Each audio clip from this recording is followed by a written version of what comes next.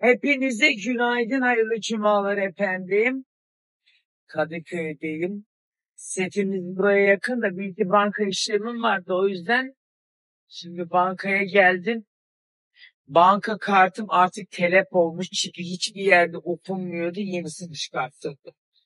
Tabii o bohça alışverişinde cız cız cız cız kartın çipin anası ağlamış. Eski kartımı da aldım. Bankacı kıza dedim ki ben dedim bunu hatıra saklayacağım dedim. Havada inanılmaz soğuk. Şimdi işlerimi halledip gidip soğan doğramaya devam edeceğim. Bugün güne kime geldik biliyor musunuz? Hani Lokel Apartmanı'nda bizim evin karşısında bir kapı vardı ya. Uçmayın o kapı. Bakın burası bizim ev. Hatırlıyor musunuz? Karşıda dilinde bir kapı vardı. Ve söylüyordunuz ki burada kim oturuyor? Nesli'nin eltisi oturuyor. Bugün oradayız. Sonunda o demir kapı açılıyor. Canım evim. Daha ürün piyasaya çıkmadı diyor ki tuvalete döktüğünden bana da getirseydin. Biraz poşete koyup getirseydin. Tuz mu poşete koyuyorum? Tuvalet deterjanı. Daha piyasaya bile çıkmadı ya. Çıkınca getir. Benim ürünler nereye gidiyor Allah'ım. Bak şimdi çok acayip hayvanlar aslında. Hadi ye oğlum.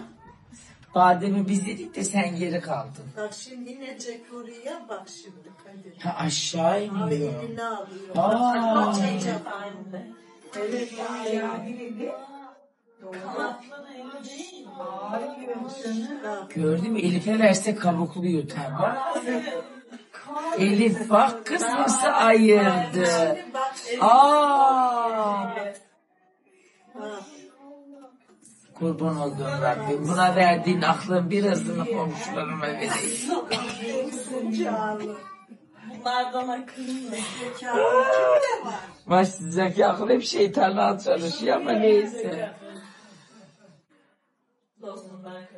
Kadir duyuyorum Allah'tan korkmayan zalim. Gördün mü ya? Onu ben seni görünce de anlıyorum. Merak etme. Kuşa geliyor. Geliyor. Geri zekalı. Seni görünce Allah'ın büyüklüğüne şükrediyoruz ya Rabbi. Neden? Seni Çok yaratmış. asilim değil mi? Çok.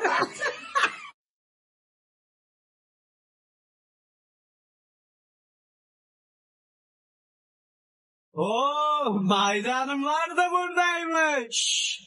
Buyursunlar efendim.